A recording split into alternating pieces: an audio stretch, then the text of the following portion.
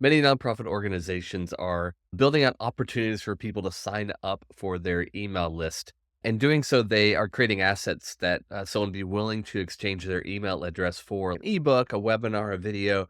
And then people will sign up, receive information in the future. And what we're doing is we're using it as an opportunity to build people onto your email list, but then potentially convert them to become donors. So today we're going to talk about the nuts and bolts of creating a great welcome series in order to convert folks to become donors. As I mentioned, there's a lot of goals that you want to have for a new welcome series. And for leads specifically, the goal is to get them to donate. So most new lead welcome series are in the 4 to 5 email range. You could do more, you could do less, depending on your organization and what your list is looking for from an email welcome series. But your ultimate goal is to get them to donate. You might have other goals like to build trust with people. Maybe you're not going to use the initial welcome series to ask them to donate, though I recommend highly that you do, but you might want to get them onto your email list in order to build up potential supporters for things like volunteer opportunities or advocacy, and using the welcome series to move them from interested party to committed supporter is what you want to do. So today we're going to talk about a 5-part welcome series. The first email will be gratitude and resource.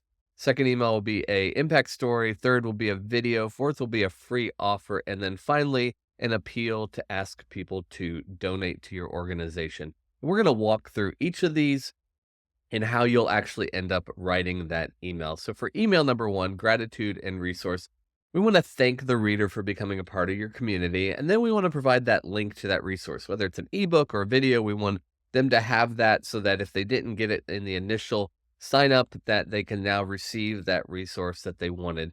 If it's not a digital resource and instead some organizations are sending something out physical, or it's an event that's going to happen in the future, then what you want to do is set expectations with the reader as to what they're going to get with the resource, when they're going to get it, and so on.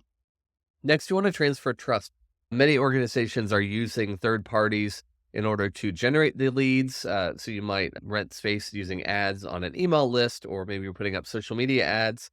And so you want to transfer trust from that resource that they signed up through to your organization.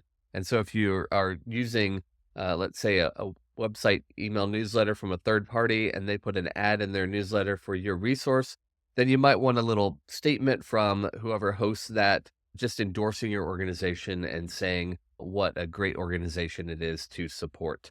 Then you want to set expectations for what do they should expect in the future. You're going to get an email from us weekly that just tells you a little bit more about who we are and just welcomes you to our community.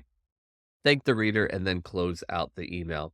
In email number 2, impact story, you want to entice people to open the email. So you don't want to tell them right up front that you're going to be exactly what is inside that email. You want to tell them enough to get them to open the email.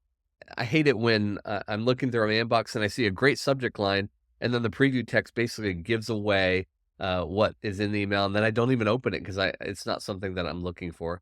You want to entice people and then get them to open the email. If they don't open it, then they can't read this great impact story. Grab the reader's attention in the first line. You're telling a story, and part of a story is to grab the reader and hold their attention.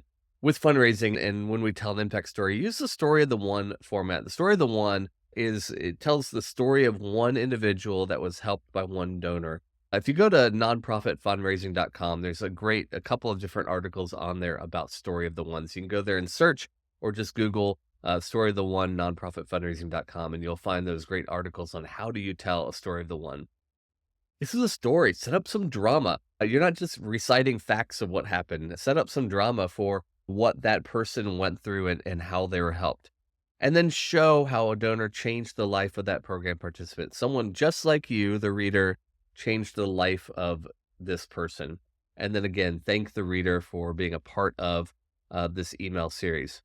Next, email number 3, a video. Thank the reader again for being a part of the community. Tell the donor a short impact story that relates to the video that you're going to show them. Entice them with your story, but don't give away the ending. Let them come and watch the video. And then use an image or a GIF of the video that then links back to your landing page, because you can't show a video in that email. And so link them back to your landing page where they can come watch the video.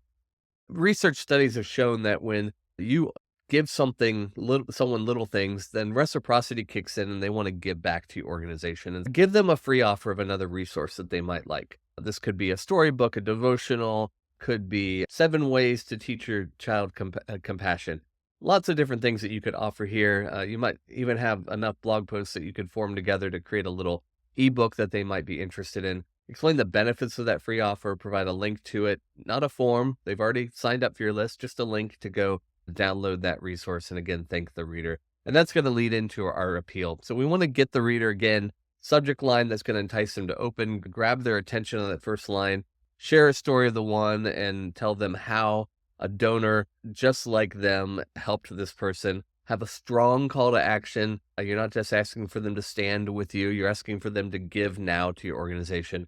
Thank the donor for their generosity, and then emphasize that when they go to this link to donate, that it's a secure website. We found in testing that the word secure has a great impact on your conversion rate of potential donors. So there's the 5-step process, the 5-step email welcome series that you can use for new leads in order to welcome them to your list and move them down the path to becoming a donor for your organization. Thanks for your time.